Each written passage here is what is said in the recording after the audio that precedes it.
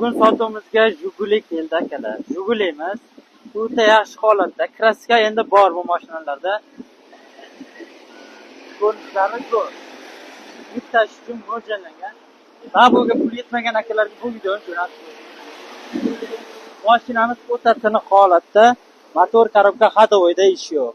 Xudo xolasa minishga tayyor. Saka diskalar o'rnatilgan balon holati bu yilga yetadi. Puliga keladigan bo'lsak, puli esa egalarni savdolashasizlar, egalari ham qancha qo'yishni bilmadi.